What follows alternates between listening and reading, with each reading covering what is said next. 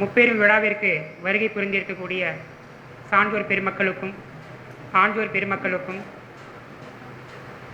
சன்மார்க்கத்திலே ஊறி திளைத்திருக்கக்கூடிய பெரியோர்களுக்கும் மேடையை அலங்காரம் செய்து கொண்டிருக்கிற கோடீஸ்வர ஐயா அவர்களுக்கும் சத்தியமூர்த்தி ஐயா அவர்களுக்கும் இதற்கு முன்னே பாடி சென்ற பிள்ளைகளுக்கும் என் பணிவான வணக்கத்தை தெரிவித்துக் கொள்கின்றேன். கிட்டத்தட்ட பார்த்தீங்கன்னா ஒரு 5 ஆண்டு காலமாக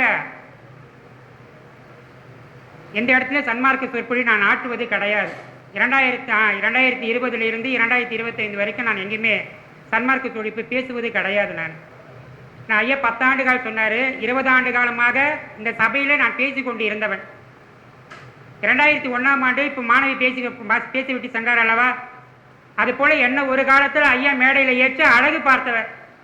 2001 வரும்பொழுது நான் ஒரு பள்ளி மாணவன், 12ஆம் வகுப்பு படிக்கக்கூடிய ஒரு பள்ளி மாணவனாக இங்கே வந்து அமர்ந்தேன். இப்போ ஆசிரியராக உங்கள் முன்னே அமர்ந்து கொண்டிருக்கின்றேன். இந்த அளவுக்கு வருவதற்கு காரணம் ஐயா அவர்கள் தான். அதாவது சென்னையில் பார்த்தீங்கன்னா நிறைய சங்கங்கள் இருக்குது, நமக்கு தெரியும். நமக்கு இப்போ வேதாச்சலம் அப்படின்னு சொன்னாலுமே நம்ம நினைவுக்கு வரக்கூடியவர் பார்த்தா மறைமலை அடிகள் தான் நமக்கு ஞாபகத்துக்கு வருவார். மறைமலை அடிகள் அப்படி சொல்லும் பொழுது தமிழ் இயக்கத்தினுடைய தந்தை அப்படி சொல்லுவாங்க. அவருடைய தன்னுடைய பெயரையே மறைமலை அடிகள் என்று மாற்றிக்கொண்டவர். அதை மாற்றிக்கொண்டவர் தமிழ் இயக்கத்தினுடைய தந்தை என்று அழைக்கப்படக்கூடியவர். அதுபோல இந்த வடசென்னையை பொறுத்த வரைக்கும் சன்மார்க்கத்துடைய தந்தை யார் என்று சொன்னால் வேதாச்சலம் ஐயா மட்டும்தான் இருக்க முடியும். ஏன்னா எனக்கு தெரிஞ்சு பார்த்தது கிட்டத்தட்ட 25 ஆண்டு காலமும் எந்த தொய்வும் இல்லாம எந்த தடையும் இல்லாம இந்த விழாவை முப்பெரும் விழாவை நடத்தி கொண்டு வருகின்றார். அடிக்கடிக்கு சொல்லுவார், இதை நான் நடத்தவில்லை, வள்ளல் பெருமானவர்கள் நடத்தி கொண்டிருக்கிறார் என்று சொல்லுவார் ஐயா அவர்கள். எந்த விதமான தொய்வு இது வரைக்கும் நான் பார்த்தது கிடையாது. நான் இந்த 5 ஆண்டு காலம் தான் எனக்கு தொடர்பு அற்று போய்விட்டது. தொடர்பு அற்ற காரணம் என்னன்னு சொன்னால் எனக்கு உடல் உபாதிகள் அதிகமாகிடுச்சு. என்னால் வர முடியல, எங்கே போய் பேச முடியல. என்னால் எதாவது பார்த்தாமா தைப்பூசம் அன்று தான் வந்து இறைவனை சேவிக்கலாம் என்றது கோவிலுக்கு வந்தேன். வள்ளல் பெருமான் அங்கே உட்கார வச்சுட்டார், நீங்கள் தான் பேசணும்னு சொல்லிட்டாங்க. அங்கே இந்த 2025ஆம் ஆண்டு தான் முதலாக நமது சபையிலே பேச ஆரம்பித்த. மறுபடியும் இங்கே பேசுவதற்கு வள்ளல் பெருமான் மறுபடியும் இழுத்து கொண்டு இங்கே அமர வைத்து விட்டார். நீ 5 ஆண்டு காலம் ஓய்வு பெற்றது போதும், உனக்கு மறுபடியும் பணி ஆணை நான் கொடுக்கின்றேன், வந்து அமர்ந்து கொள். நீ சன்மார்க்கத்தில் இருக்கக்கூடிய கருத்துக்கள் எல்லாம் பேசுவதற்கு தயார் நிலையிலே இரு என்பது போல இரு என்பது போல வள்ளல் பெருமான் என்னை இங்கே அமர்ந்து வைத்திருக்கின்றார். இங்கே அமர்வதற்கு காரணமாக இருக்கக்கூடிய வேதாச்சலம் ஐயா அவர்களுக்கு மீண்டும் மீண்டும் நான் நன்றி தெரிவித்துக் கொள்கின்றேன். எனக்கு கொடுக்கப்பட்ட தலைப்பு பார்த்தீங்கன்னா கடவுள் அருளை பெற வள்ளலார் காட்டும் வழி. கடவுள் அருளை பெற வள்ளலார் காட்டும் வழி அப்படி சொல்லியிருக்கிறாங்க. வள்ளலார் காட்டக்கூடிய வழி அப்படி பார்க்கும் பொழுது பார்த்தீங்கன்னா வள்ளலார் பெருமானுக்கு முன்னாடி இருந்தக்கூடிய அருளாளர்கள் வழி காட்டவில்லையா என்ற கேள்வி நமக்கு ஏற்படும். இப்போ ஞானசம்பந்தருடைய தமிழ் எடுத்துக்கொண்டால் கொஞ்சு தமிழ் என்று சொல்லுவார்கள். நாவுக்கரசருடைய தமிழ் எடுத்துக்கொண்டால் கெஞ்சு தமிழ் என்று சொல்லுவார்கள். சுந்தரனுடைய தமிழ் எடுத்துக்கொண்டால் அது மிஞ்சு தமிழ் என்று சொல்லுவார்கள். மாணிக்கவாசருடைய தமிழை மிஞ்சு தமிழ் என்று சொல்லுவார்கள். ஆழ்வார்களுடைய பாசுரங்களை எல்லாம் அமுத தமிழ் என்று சொல்லுவார்கள். அருணகிரிநாதருடைய தமிழை சந்த தமிழ் என்று சொல்லுவார்கள். ஆனால் வள்ளல் பெருமானுடைய தமிழை மட்டுமே அருள் தமிழ் என்று சொல்லுவார்கள். ஏன்னா அத்துணை பேரும் பார்த்தீங்கன்னா கடவுளை முன்னிறுத்தியவர்கள். வள்ளல் பெருமானுக்கு முன்னே வாழக்கூடிய அந்த சான்றோர்கள் அத்துணை பேருமே கடவுளை முன்னே நிறுத்தினார்கள், தமிழை பின்னே நிறுத்தினார்கள்.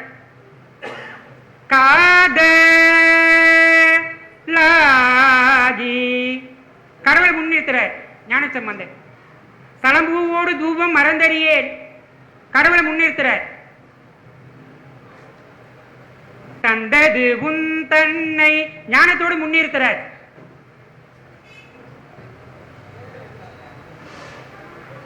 அதே போல ஆழ்வார்களும் பார்த்தீங்கன்னா கடவுளை முன்னிறுத்துறார். முன்னாடி வாழக்கூடிய அத்துணை பேருமே பார்த்தீங்கன்னா கடவுளை முன்னிறுத்துகிறார்கள். ஆனா இவர் பார்க்கிறார் கடவுளை நம்ம ஏன் முன்னிறுத்தணும். ஏன்னா ஞானசம்பந்தருடைய காலத்துக்கு முன்னமே பார்த்தீங்கன்னா களப்பிரது என்று சொல்லக்கூடியவர்கள் இங்கே ஆண்டவர்கள் நமக்கு நமக்கு தெரியும், ஒரு 2 காலம் என்று சொல்லுவார்கள். ஆனால் அதிலிருந்து மீட்டுவதற்காக தமிழ் போராடியது. கடவுள் போராடானே இல்ல தெரியாது நமக்கு, ஆனால் தமிழ் போராடியது அந்த காலத்துல. மறுபடியும் ஒரு 6 நூற்றாண்டுகள் தமிழ் மேல ஒரு மாயத்திரை விழுந்தது. அந்த விழுந்த திரையை அருள் கொண்டு நீக்கியவர் யார் என்று சொன்னால் வள்ளல் பெருமான் தான் நீக்கினார். இது தமிழ் உலகம் மறக்கவே முடியாது. ஏன்னா வள்ளல் பெருமானுடைய காலத்தில் தோன்றக்கூடிய பாடல்கள் எத்தனையுமே பார்த்தீங்கன்னா திரட்டு என்ற பெயரால் தான் வெளிவந்தது. குமரப்பூருக்கு குருவர் பார்த்தீங்கன்னா கிட்டத்தட்ட 16 பிரபந்தங்கள் பாடியிருக்கிறார். ஆனால் அத்துணுமே அவருடைய பெயரால் தான் அழைப்பாங்க. குமரகுருபர் பாடல் திரட்டு என்பதை அழைப்பார்கள். தாயுமானவர் பார்த்தீங்கன்னா கிட்டத்தட்ட 1400 பாடல்கள் பாடியிருக்கிறார். தாயுமானவர் பாடல் திரட்டு என்றதை நம்ம அழைப்போம். பட்டினத்து சுவாமிகளும் அதே மாதிரி தான் அவருடைய பேரை தான் அழைப்பாங்க. பட்டினத்தார் பாடல் திரட்டு என்று அழைப்பார்கள். திரட்டு என்ற பேரை ஒழித்து கட்டியவர் யார் என்று சொன்னால் வள்ளல் பெருமான் அவர்கள் ஒழித்து கட்டினார். அவருடைய பாடல் எல்லாம் அவருடைய பேராலே வழங்கப்படாமல் என்ன பேரால் வழங்கப்படிச்சு? திரு அருட்பா. கிட்டத்தட்ட பார்த்தீங்கன்னா நம்பி காலத்திலேயே திருமுறை என்ற பெயர் வழங்கப்பட்டது. அந்த பெயரை கிட்டத்தட்ட அந்த மாய திரையிலிருந்து கிட்டத்தட்ட 9 நூற்றாண்டுகள் நீக்கி கொண்டு வந்த பெருமை யாரை வந்து சேரும் என்று சொன்னால் வள்ளல் பெருமான் அவர்கள் மட்டும்தான் சேரும். ஏன்னா இதுக்கு முன்னே இருக்கக்கூடிய அத்துணை பேரும் பார்த்தீங்கன்னா கடவுளுடைய அருளுக்கு பாத்திரமானவர்கள் தான். அத்துணை பேருமே பார்த்தீங்கன்னா கடவுளை முன்னிறுத்தியவர்கள். ஆனால் வள்ளல் பெருமான் ஒருவர் மட்டும்தான் பார்த்தீங்கன்னா கடவுளை பின்னிறுத்தி விட்டு அருளை முன்னிறுத்தியவர். என்னப்பா இது ரொம்ப அநியாயமா இருக்குது. எல்லா இடத்துலையும் பார்த்தீங்கன்னா கடவுள் தான் முன்னே இருப்பார், இவர் என்ன பின்னாடி இருப்பார் நமக்கு தோணுது இந்த இடத்துல. ஏன்னா வள்ளல் பெருமான் அவர்கள் வாழ்ந்த காலம் அப்படிப்பட்ட ஒரு காலம் அது. ஏன்னா வள்ளல் பெருமானுக்கும் வள்ளுவருக்கும் பார்த்தீங்கன்னா கிட்டத்தட்ட ஏகப்பட்ட இடைவெளி அவருக்கு. கிட்டத்தட்ட 2000 நூற்றாண்டுகள் அப்படின்னு சொல்லலாம். அந்த அளவுக்கு இடைவெளி நமக்கு. முதல்ல புரட்சி செய்தவர் பார்த்தீங்கன்னா அவர் தான் செஞ்சிருக்கிறார். இறந்தும் உயிர் வாழ்தல் வேண்டும் பறந்து கெடுக உலகி ஏற்றியான், பிச்சை எடுத்துதான் வாழ வேண்டும் என்று சொன்னால், உன்னுடைய தலையில பிரம்மன் எழுதியிருப்பான் என்று சொன்னால் அந்த பிரம்மனும் தெரு தெருவாக சென்று போய் பிச்சை எடுக்கட்டும் என்று முதலாக பிரம்மனையே எதிர்த்தவர் யார் என்று சொன்னால் வள்ளுவர் தான். இறந்தும் உயிர் வாழ்தல் வேண்டும் பறந்து கெடுக உலகி இயற்றியா, நீ தெரு தெருவா போய் பிச்சை எடுக்க வேண்டும் என்று உன் தலையில எழுதப்பட்டு இருக்கும் என்று சொன்னால், உன் தலையெழுத்து எழுதலாம் பாரு ஒருத்தன், இந்த வேதங்கள்லாம் கொண்டாடுது பாரு, அந்த வேதங்கள்லாம் கையில வைத்து கொண்டு இருக்குது பாரு, அந்த பிரமனும் மனிதனாக பிறந்து தெரு தெருவாக போய் பிச்சை எடுக்கட்டும். இந்த வள்ளல் பெருமான் காலத்தில் இது கண்ணெதிராக நிகழ்ந்த நிகழ்வு. அதனால தான் வள்ளல் பெருமான் பார்த்தீங்கன்னா வேதங்களையும் சாத்திரங்களையும் சித்தாந்தங்களையும் பின்னே தூக்கி போட்டுவிட்டு மனித நேயத்தை முன்னே நிறுத்தினார். எல்லாரும் பார்த்தீங்கன்னா தன்னுடைய ஆத்ம நேயத்தை முன்னிறுத்தியவர்கள். நான் இதுக்கு முன்னாடி சொன்ன பார்த்தீங்களா, பெரியவர்கள் எல்லாம் ஞானசம்பந்தர், திருநாவுக்கரசர், மாணிக்க வாசகர், சுந்தரர், அருணகிரிநாதர், குமரகுருபரர், வள்ளல் பெருமானுடைய முன் காலத்தில் வாழக்கூடிய தாய்மான சுவாமிகள், ஆழ்வார்கள், இவர்கள் எல்லாம் தன்னுடைய ஆத்மாவை முன்னிறுத்தியவர்கள். ஆனால் வள்ளல் பெருமான் ஒருவர் மட்டும்தான் ஆன்ம நேயத்தை முன்னிறுத்தியவர். மனித நேயத்தை முன்னிறுத்தல. ஏன்னா மனிதனுக்கு நேயமே கிடையாது என்று வள்ளல் பெருமானுக்கு நல்லா தெரியும் அவருக்கு. ஏன்னா வள்ளல் பெருமான் கருத்துல மனித நேயம் இருந்திருந்தால் அவர் புழைப்பசியும் புலால் மருத்துவம் பேசியிருக்க அவசியமே கிடையாது. நம்மளுடைய நூற்றாண்டில வாழ்ந்து செல்லக்கூடிய பெரியார் எடுத்துக்கங்களா, நான் இது வரைக்கும் சொல்ல பாருங்க, அத்துணை பேரையும் பெரியார் அவர்கள் எதிர்த்தார்கள். ஆனால் பெரியாரால் எதிர்க்க முடியாத ஒரு மனிதர் இருப்பார் என்று சொன்னால், உத்தம குணங்கள் நிறைந்த ஒரு உத்தமர் இருப்பார் என்று சொன்னால் அது வள்ளல் பெருமான் மட்டும்தான். எல்லாத்தையும் எதிர்த்திருப்பார் பெரியார் அவர்கள். ஞானசம்பந்தரை எதிர்த்திருப்பார், திருநாவுக்கரசரை எதிர்த்திருப்பார், ஏன் பெரிய புராணம் எழுதி சேக்கிழாரை எழுதியிருக்கார், கம்பரசன் என்று அண்ணாதுரை எழுதியிருக்கிறார். அப்படிப்பட்ட பெரியவர்களாலேயே எதிர்க்க முடியாத ஒரு மாமனிதர் இருப்பார் என்று சொன்னால் அது வள்ளல் பெருமான் மட்டும்தான் இருக்க முடியும். வேற யாரும் இருக்க வாய்ப்பே கிடையாது. ஏன்னா வள்ளல் பெருமான் பாத்தீங்கன்னா சைவ குடும்பத்தில் பிறந்தவருங்க. அவரே சொல்றார், இதெல்லாம் எனக்கு சிற்றறிவு என்றார். இந்த 5 துறைமுறை திருமுறைகள் எழுதப்பட்ட பாடல்கள் எல்லாம் என் சிற்றறிவினால் விளைந்தவை. சிற்றறிவு சொல்லும் போது மறுபடியும் நம்ம தொடலாம், அதை தொட்டுதான் ஆகணும், வேற ஒன்றும் பண்ண முடியாது. நான் அற்புதமான பாடல் எல்லாம் அதில் உள்ளதான் இருக்குது. ஒருமையுடன் எனது திருமலரை நினைக்கின்ற உத்தமர்த்தம் உறவு வேண்டும், உள்ளொன்று வைத்து புறமொன்று பேசுவார் உறவு களவாமை வேண்டும், பெருமை பெரு எனது புகழ் பேச வேண்டும், பொய்மை பேசாதிருக்க வேண்டும், பெருநேரி பிடித்தொழுக வேண்டும். மதமான பேய் பிடியாதிருக்க, அந்த சின்னஞ்சிறு வயசுல வந்துருச்சு, பெருநேரை பிடித்தொழுக வேண்டும், மதமான பேய் பிடியாதிருக்க வேண்டும். பெருநெறி என்று சொன்னால் சன்மார்க்க நெறியதான் சொல்றார் அந்த இடத்துல. அப்ப வள்ளல் பெருமானுடைய காலத்தில் இருக்கக்கூடிய எல்லா நெறிகளும் பார்த்தீங்கன்னா சிறுநெறி. அது எவ்வளவு பெருநெறியாக இருந்தாலும் அந்த நெறிக்குள்ளே ஆன்ம நேயம் இல்லை என்றால் அந்த நெறிகள் அத்துணையுமே சிறுநெறிகள் தான். அவையெல்லாம் பெருநெறி என்ற பெருநிலை அடையுமா என்றால் நிச்சயமாக அடைவதற்கு வாய்ப்பே கிடையாது. வாய்ப்பே கிடையாது. பெருநெறி பிடித்து ஒடுக வேண்டும், மதமானப்பை பிடியாதிருக்க வேண்டும். உலகம் முழுவதும் பார்த்தீங்கன்னா மதம் தலைவிரித்து ஆடுது, ஒண்ணுமே பண்ண முடியல அதுங்களை. இதற்கெல்லாம் காரணம் யார் சொன்னா மனிதர்கள் தான். அந்த மனிதர்களிலே மகத்துவமாக தோன்றியவர் யார் என்று சொன்னால் வள்ளல் பெருமான் அவர்கள். மகாத்மா காந்தி ஒருவர் இருந்து நமக்கு தெரியும், ஒரு காலத்து சந்ததிகள் அவர் கூட தெரியாதுன்றாங்க. நல்லவேளை அது ரூபா நோட்டில் கொண்டு வந்தாலும் மாணவர்கள் கேட்கறாங்க, ஐயா இவர் யாருங்க ஐயா, வெளுக்கு தலையோடு இருக்காரு, கண்ணாடி போட்டுருக்காரு, இவர் யாருங்க ஏன்னு கேட்கறாங்க பசங்க. அந்த அளவோடு பரவாயில்ல. அப்படிப்பட்ட மகாத்மா காந்தி இந்தியாவில் ஒரு உத்தமமான ஆட்சி நடக்கணும் பார்க்கிற. அப்ப இருக்கக்கூடிய எல்லா பத்திரிகையாளரும் கேட்கிறாங்க, யாருடைய ஆட்சி நடந்தா நல்லா இருக்குன்னு கேட்கும்போது அவர் சொல்ற உமர் கத்தாப். என்னங்க இஸ்லாமியர் பத்தி நீங்க பேசுறீங்க நியாயமாங்கன்னு கேட்கிறாங்க. அவரிடையே கேட்கிறாங்க, அவர் சொல்ற உமர் கத்தாப் போல இந்தியாவில் ஆட்சி நடந்தால் உலகத்துல எல்லாரும் பாத்தீங்கன்னா ஜீவகாரன் உடையவர்களாக இருப்பார்கள். அவருக்கு அப்படி பெரிய ஸ்பெஷலிஸ்ட் என்னங்க. அவர் முகமது நபிக்கு அடுத்து பாத்தீங்கன்னா இரண்டாவதாக ஆட்சி செய்த பெருந்தகையாளர். அவர் சொல்ற ஆட்சி ஏற்றும்போது சொல்றாரு, சைப்ரஸ் நதிக்கரையில் ஒரு ஆடு பட்டினியால் இறக்கும் என்று சொன்னால் நாளை கடவுளுக்கு நான் பதில் சொல்லி ஆக வேண்டும்.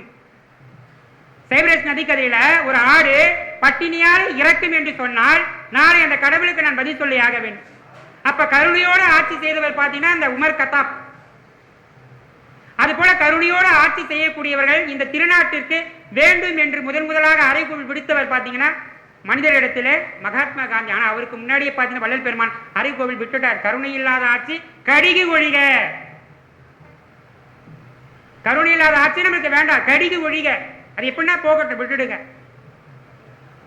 வள்ளல் பெருமான் தன்னுடைய காலத்திலே எதிர்க்காத எதுவுமே கிடையாது, அவனை எதிர்த்தவர்கள் அதிகம் பேர். அதாவது நல்லது சொன்னாக்க யாருக்கும் பிடிக்காதுங்க. உலகத்தில் வேடிக்கையான விஷயம் பார்த்தீங்கன்னா உண்மை மட்டும்தான் பேசுவது. உண்மையை பேசினா யாரும் ஏற்றுக்கொள்ள மாட்டார்கள். பொய்யை பேசி பாருங்களா, ஏற்றுக்கொள்ளுவார்கள். விடிய விடிய விடிய விடிய ராமாயணம் பேசுவார்கள். பேசிட்டு என்னங்க பேசணும் கேட்டாங்க, அவங்களுக்கு தெரியாது அவங்களுக்கு. ஆனால் வள்ளல் பெருமானவர்கள் அதெல்லாம் சாரலை, இதெல்லாம் வேண்டாம் விட்டுடுங்க, நாள் இல்லை, கிழமை இல்லை, நேரம் இல்லை, இதை கடை தேர்த்துவதற்கு வழியே இல்லை, அதனால என்னுடைய சன்மார்க்க சங்கத்தை சார்வி. திருக்குறள் அற்புதமான திருக்குறள் ஒன்று எல்லாருக்கும் நமக்கு தெரியும். கற்க கசடர கற்பவை கற்றபின் நிற்க அதற்கு தக அப்படின்னு நமக்கு தெரியும். நல்ல அருமையான குறள், வாய் மணக்குது சொன்னாலுமே. கற்க கசடர கற்பவை கற்றபின் நிற்க அதற்கு தக. இந்த குறளை எடுத்துக்கிட்டீங்கன்னா எங்க பார்த்தாலும் துணைக்கால் போட்டு இருக்க மாட்டார். துணைக்காலம் நமக்கு தெரியும், வருங்கால பிள்ளைங்களுக்கு துணைக்காலம் என்னன்னு தெரியாது, துணைக்காலை போட்டு இருக்க மாட்டார். வள்ளுவர் சொல்றார், எவன் ஒருவன் கல்வியை துணையாக பற்றி கொள்ளுகின்றானோ அவனுக்கு வேறொரு துணை தேவையில்லை. ஆனா வள்ளல் பெருமான் பார்த்தீங்கன்னா சாரா கல்வியை பற்றி கொண்ட துணையாக, சாரா கல்வி துணையாக பற்றி கொண்டது வேறொரு துணை அவர்களுக்கு இல்லை. வள்ளல் பெருமான் வாழ்ந்து இத்தனை ஆண்டுகள் ஆகிடுச்சு, இருந்தாலும் இந்த சன்மார்க்கத்தை அவரே வழிநடத்தி கொண்டிருக்கின்றார். நிறைய சன்மார்க்க சபைக்கெல்லாம் போயிருக்க, பத்திரிகையெல்லாம் வாங்கி பார்த்திருக்கேன். எல்லா பத்திரிகையிலும் பார்த்தீங்கன்னா தலைமைன்னு பார்த்தீங்கன்னா வள்ளலார் பெருமாள் போட்டிருப்பாங்க. ஏன்னா வள்ளல் பெருமான் பார்த்தீங்கன்னா இரவாத புகழுடையவர். அவர் பற்றி கொண்டிருக்கிறதுனால அவர் இரவாத புகழுடையவராக இருந்து கொண்டிருக்கின்றார். அதை வள்ளல் பெருமானே சொல்லுகிறார், என்னால் உங்களுக்கு நன்மை கிடைப்பது சத்தியமே. யாரெல்லாம் வள்ளல் பெருமானுடைய திருவடிக்கு சேருகின்றார்களோ அவர்களெல்லாம் நன்மை கிடைப்பது சத்தியமே. ஏன்னா இங்க இருக்கக்கூடிய அத்துணை சன்மார்க்க அன்பர்களும் பெரும் புகழ் பெற்றவர்கள், பெருந்தவம் பெற்றவர்கள். பெருந்தவம் பெற்றதுனால இங்க உட்கார்ந்து கொண்டிருக்கிறீர்கள், இல்லை என்றால் வேற எங்கேயாவது உட்கார்ந்து இருப்பீங்க. அத்துணை பேருமே தவம் செய்வதனால்தான் வள்ளல் பெருமானுடைய அந்த மலர் போன்ற நிழலிலே நாம் குளிர் காய்ந்து கொண்டிருக்கின்றோம். அத்தனை பேரும் தவம் செய்தவர்கள். இப்ப சன்மார்க்கத்தை எங்கு தோற்றி வைக்க வேண்டும் என்று சொன்னால், இப்ப மேடையில பாத்தீங்களா, மக்கள் மெய்த்தீண்டல் உடற்கு இன்பம் மற்றவர் சொல் கேட்டல் இன்பம் செவிக்கு சொல்லுங்கள். எங்க இருக்கு பாத்தீங்கன்னா அங்கதான் இருக்குது. குழந்தைகளுக்கு ஆரம்பத்திலிருந்து நம்ம விதைக்கிற விதைதான் விருட்சமாக வளரும். ஐயா ரொம்ப வருத்தப்பட்டு சொன்ன, எனக்கு வருத்தம் ஆயிடுச்சு. 5 ஆண்டு காலமாக நம்மால் இங்க வர முடியலையே. 5 ஆண்டுகள் இழந்தது அதிகமாயிட்டு, செல்வத்தை இழந்திருக்கலாம், புகழை இழந்திருக்கலாம், ஆனா நல்ல நல்ல கருத்துக்கள் எல்லாம் பேசுவதற்குரிய வாய்ப்பை நம்ம இழந்து விட்டோமே என்ற வருத்தப்பாடு எனக்கு இருக்கிறது. இங்க ரொம்ப வருத்தப்பட்டார். அப்ப அப்ப வள்ளல் பெருமானுடைய கருத்துக்களை எல்லாம் எங்க விதைக்க வேண்டும் என்று சொன்னால் பிள்ளைகளிடத்துல விதைக்க வேண்டும். அதை விட்டு நம்ம என்ன பண்ண, கையில ஒரு போனை கொடுத்து கிடக்கிறோம். போனை கொடுங்க வேணான்னு சொல்லல, நல்லது, ரொம்ப ரொம்ப நல்லது. உங்களை விட ரொம்ப அட்வான்டேஜா தான் இருக்காங்க பிள்ளைங்க. கேள்வி கேட்கறதுதான் அட்வான்டேஜா இருக்கிறாங்க. அந்த பிள்ளைகளுக்கு சின்ன சின்ன பாடல் மூலமாக வள்ளல் பெருமானுடைய கருத்துக்கள் எல்லாம் கொடுக்க கொடுக்க கொடுக்க சன்மார்க்கம் இன்னும் தழைத்து ஓங்கும். ஏன்னா வள்ளல் பெருமான் அவர்கள் பார்த்தீங்கன்னா 4 விதமான அமைப்புகள் நமக்கு நிறுவி இருக்கின்ற, நமக்கு தெரியும், நமக்கு 4 விதமான அமைப்புகள் நமக்கு நிறுவி இருக்கின்ற. ஏன்னா வள்ளல் பெருமா வேதாச்சலம் ஐயா அவர்கள் பார்த்தீங்கன்னா இந்த அமைப்பை நிறுவதற்கு முன்னாடி என்கிட்ட சொல்லியிருக்கிறார். கிட்டத்தட்ட எனக்கு ஒரு 5 கிரவுண்ட்ல இடம் கிடைச்சிருக்கு நம்ம சபைக்கு. அந்த இடத்துல வள்ளல் பெருமானுடைய உள்ளத்தில் இருக்கக்கூடிய நிறைவு பெறாத ஆசைகள் எல்லாம் நிறைவேற்றும் என்பது என்னுடைய உள்ள கிடக்கை சொல்லியிருக்கிறார் ஐயா. ஏன்னா ஐயா இதற்கதான் பேசுற பொய் புகழே. அது என்னென்ன பாத்தீங்கன்னா, வைத்தியசாலை, சாஸ்திர சாலை, உபகார சாலை, விருத்தி சாலை, உபாசான சாலை, யோகா சாலை, விவகார சாலை, சன்மார்க்க போதினி, சமரச வேத பாடசாலை, சன்மார்க்க விவேக விருத்தி என்று சொல்லக்கூடிய இவையெல்லாம் வள்ளல் பெருமானவர்கள் நிறுவதற்கு ஆசை கொண்டது. அதையெல்லாம் பார்த்தீங்கன்னா இங்க நிறுவி இருக்கின்றார் ஐயா அவர்கள் தன்னால் முடிந்த அளவுக்கு. இந்த அடிக்கடிக்கு சொல்லுவதுதான் ஐயா அவர்கள், போகும்பொழுது வரும்போதெல்லாம் சொல்லுவார் ஐயா அவர்கள். இதெல்லாம் வள்ளல் பெருமானவருடைய காலத்திலே நிராக ஆசையாக மாறிவிட்டு இருக்கிறது. இதை எடுத்து நடத்தலாம் பார்த்தா யாராவது அந்த இடத்துல வந்து விடுகிறார். ஏன்னா வள்ளல் பெருமானை எதிர்க்கக்கூடிய எதிர்ப்பாளர்கள் இன்னும் தமிழகத்திலே இருந்து கொண்டுதான் இருக்கிறார்கள். யாரா வள்ளல் பெருமான் அவர்களுடைய கருத்தை ஏற்றுக்கொண்டு சொல்லி பாருங்களா. வள்ளல் பெருமானுடைய புகழ் அப்படி ஓங்கிடுச்சுன்னா போதும், அதை மட்டம் தட்டிடுவாங்க. இன்னும் வள்ளல் பெருமானுடைய புகழ் மேல ஓங்கி விட்டது என்று சொன்னால் உலகம் முழுவதும் பார்த்தீங்கன்னா சன்மார்க்கம் நிறைந்திருக்கும். சன்மார்க்கம் நிறைந்திருந்தால் சன்மார்க்கத்தை படிப்பதற்கு எதற்காக வருவார்கள்? ஆங்கிலத்தில் சன்மார்க்கத்தை கற்றுக்கொள்வார்கள். எது சன்மார்க்கத்தை படிப்பாங்க? தமிழை படிப்பார்கள். அதை வள்ளல் பெருமான் சொல்ற, எனக்கு ஆரிய முதலிய பாஷையிலேயே ஆசிகளை செல்ல ஒட்டாமல் தமிழ்ல மட்டுமே படிப்பதற்கு, தமிழையே பாடுவதற்கு, தமிழே தோத்திர பாக்கல்ல பாடுவதற்கு அருள் செய்தான் அந்த இறைவன். அவனுடைய பெருமையை நான் என்னவென்று சொல்லுகிறேன். தமிழை பார்த்தீங்கன்னா அருள் இருக்கின்றது. தமிழே அருளாக கொண்டு இருக்கின்ற காரணத்தினாலே அருட்பெருஞ்சோதி ஆண்டவராக இருக்கக்கூடிய வள்ளல் பெருமானியை தேடி வந்தார் என்று சொன்னால் வரலாற்று அதை விட பெரும்பேறு எதுவுமே கிடையாது. ஏன்னா முன்னாடி இருக்கக்கூடிய அத்தனை பேரும் பார்த்தீங்கன்னா தன்னுடைய ஆத்மாவை முன்னிறுத்தினார்கள், கடவுளை முன்னிறுத்தினார்கள். அத்துணை பேர் மனிதரை முன்னிறுத்தினார்களா என்று வரலாற்றில் பார்த்தா கட்டாயம் இந்த இடத்துல முன்னிறுத்தவில்லை. பெரிய புராணத்தை எடுத்து பாருங்க, விருந்தோம்பலுடைய பண்பை எடுத்து பேசும். அது திருவிளையாடல் புராணம் எடுத்து பாருங்க, அது விருந்தோம்பல் தம் பண்பை பற்றி எடுத்து பேசும். எந்த ஒரு இடத்திலேயாவது ஒரு உயிரானது இறக்கப்பட்டு கீழே விழுந்து கிடைக்கிறது, அதற்காக இறக்கப்படுவோம் என்று ஏதாவது தமிழ் இலக்கியம் எழுதியிருக்கிறார் பார்த்து பாருங்க, எதுவுமே கிடையாது. அதனால்தான் வள்ளல் பெருமானுடைய காலத்தில் அவர் எழுதிய பணுவுகள் எல்லாம் திரு அருட்பா என்று சொல்லக்கூடிய பெரும் பேறு பெற்றது. பெரும்பேறு பெற்றதுனா அப்படிப்பட்ட தமிழ் நமக்கு கிடைச்சதுனால சன்மார்க்கத்துடைய வேத நூலாக அது இன்னும் விளங்கி கொண்டிருக்கின்றது, இன்னும் விளங்கி கொண்டுதான் இருக்கப்படுகிறது. எந்த விதமான மாற்றமும் கிடையாது. அப்ப வள்ளல் பெருமான் பாத்தீங்கன்னா கடவுளை முன்னிறுத்தவில்லை. இப்ப கடவுள் என்ன பண்ண, பின்னாடி போடுற ஒரு வீட்டுக்கு போறோம், அம்மா ஏதாவது கொடுங்கம்மா அப்படி கேட்கிறோம். வீட்டில் இருக்கிற அம்மா என்ன பண்ணாங்க, சாப்பாடு கொண்டு வராங்க. அம்மா ரொம்ப பசியா இருக்குதுமா, சாப்பாடு கொண்டு வராங்க. கணவன் தடுத்து நிறுத்துவான் என்று சொன்னால் அவனையும் பிறந்தல்ல. அடிவன் என்ன பண்ற, பசித்தவனுக்கு உணவு விடுகிறான். ஆண்டவன் தடுத்து நிறுத்தினானா, அவனை பின்னாடி தள்ளு. பசியோடு இருக்கின்றவனுடைய பசியை ஆட்சிவிப்பதுதான் நம்முடைய கடமையாக கொள்ள வேண்டும் என்று கூடிய கடவுளை முன்னிறுத்துவது முக்கியம் அல்ல. அந்த வள்ளல் பெருமனை கடவுளை முன்னாடி போட்ட தன்னுடைய பிள்ளை பேர் விண்ணப்பத்திலே சொல்றாரு, நலிதரு சிறிய தெய்வம் என்று ஐயோ நாட்டிலே பல பெயர் நாட்டி பழிதரு ஆடு பன்றி குக்குடங்கள் பலிகடா முதலிய உயிரை புலிவுற கொண்டே போகவும் கண்டு குந்தி நொந்து உளம் நடங்குட்டேன். கலியுறு சிறிய தெய்வம் வெம் கோவில் கண்ட காலத்திலும் பயந்தேன். எங்கெல்லாம் சிறிய கோவில் இருக்கின்றோ அதெல்லாம் பார்க்கும்போது என்னுடைய நான் பயந்தேன். கடவுளுக்கு பலியிடக்கூடிய அந்த பேர் இருக்கும் என்று சொன்னால் அப்படிப்பட்ட சிறுதெய்வ வழிபாடு எனக்கு தேவையே இல்லை. தமிழ்நாட்டில் பார்த்து நிறைய புகழ்பெற்ற கோயில்கள் எல்லாம் இருக்குது, தடுத்து நிறுத்தார் யாரும் கிடையாது, அது நடந்துகிட்டு தான் இருக்குது. சென்னையிலே பார்த்தீங்கன்னா கிட்டத்தட்ட 1000 மாரியம்மன் கோயில்கள்லாம் இருக்குது. இருந்தாலும் அங்க நிகழக்கூடியது நிகழ்ந்து கொண்டுதான் இருக்குது. அப்படிப்பட்ட சிறுதெய்வ வழிபாடு நமக்கு தேவையே இல்லை என்ற வள்ளல் பெருமான் அவர்கள் சிறு தெய்வத்தை மட்டும்தான் எதிர்த்தாரா? இல்ல, பெருதெய்வத்தையும் எதிர்த்தார். இறைவன் ஆடக்கூடிய இடங்கள் பார்த்தீங்கன்னா 5 இடங்களில் ஆடிக்கொண்டிருக்கின்றார். வள்ளல் பெருமான் அழைக்கின்ற வருவார் அழைத்து வாடி வடலூர் வடதிசைக்கு வந்தால் பெறலாம் நல்ல வரமே. எப்பா பொன்னம்பலத்தில் ஆடக்கூடிய நடராஜ பெருமானே, நீ அந்த குறுகிய பகுதியில் தான் ஆடிக்கொண்டிருக்கிற. ஒரு அம்பலத்தில் ஆடுற, உனக்கு நான் 8 அம்பலம் வச்சிருக்கேன் வாப்பா. தமிழ்நாட்டில் பார்த்து 5 சபைகள் இருக்கு. எல்லாருக்கும் இதெல்லாம் வேண்டாம், நமக்கு சொல்ல வேண்டிய அவசியம் கிடையாது. நமக்கு 5 சபைகள் இருக்குது. அது சிதம்பரத்தில் பார்த்து எப்பொழுதும் கனக சபையில ஆடிக்கொண்டிருக்கின்றான் இறைவன். நீ குறுகலான இடத்தில் இப்படி ஆடிக்கொண்டிருக்கின்றாயே, உனக்கு ஞான சபை வைத்துக் கொண்டிருக்கின்றேன்.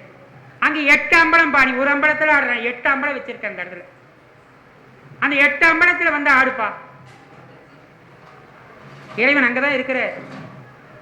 சிதம்பரத்துல கனக சபை ஆடுவது போல வள்ளல் பெருமான் அவர்களுடைய நிறுவிய அந்த ஞான சபையிலே அருள் நடனத்தை ஆடிக்கொண்டிருக்கின்றார் அருட்பெருஞ்சோதி ஆண்டவர்.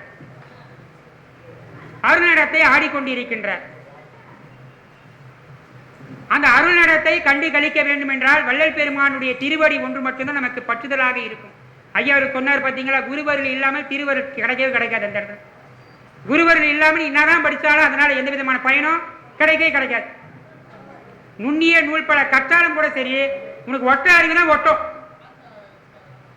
எனக்கு கிட்டத்தட்ட பார்த்தீங்கன்னா சைவ சித்தாந்தத்தில் கூட 14 நூல்களை எனக்கு தெரியும், மனப்பாடமே தெரியும், ஒரு பிரயோஜனமும் இல்லை. பண்டார சாத்திரங்கள் அதுவும் தெரியும், எனக்கு ஒரு பிரயோஜனமும் இல்லை. நீதி நூல்கள் தெரியும், அதனால எந்த பிரயோஜனமும் இல்லை. அது எந்த இடத்துல பேசி எந்த இடத்துல விரித்து உரைக்க வேண்டுமோ அந்த இடத்துல உரைத்தாதான் அதுக்கு பெருமை உண்டு. அதான் வள்ளல் பெருமானவர்கள் இதிலெல்லாம் காலம் கழித்தாதீங்க. எப்பொழுதுமே இறைவனுடைய திருவடியிலே எப்பொழுதும் மனப்பற்றுதல் வைத்து இருங்கள். அதான் வள்ளல் பெருமானுடைய குருவருளும் அருட்பெருஞ்சோதி ஆண்டவனுடைய திருவருளும் இந்த இடத்திலே இந்த முப்பெரும் விழாவிலே இங்கே வருகை தந்திருக்கக்கூடிய அத்துணை பேருக்கும் கிடைக்கும் என்று கூறி பேசுவதற்கு வாய்ப்பளித்த ஐயா அவர்களுக்கு நன்றி கூறி விடைபெறுகிறேன். நன்றி, வணக்கம். அருட்பெருஞ்சோதி அருட்பெருஞ்சோதி தனிப்பெருங்கருணை அருட்பெருஞ்சோதி.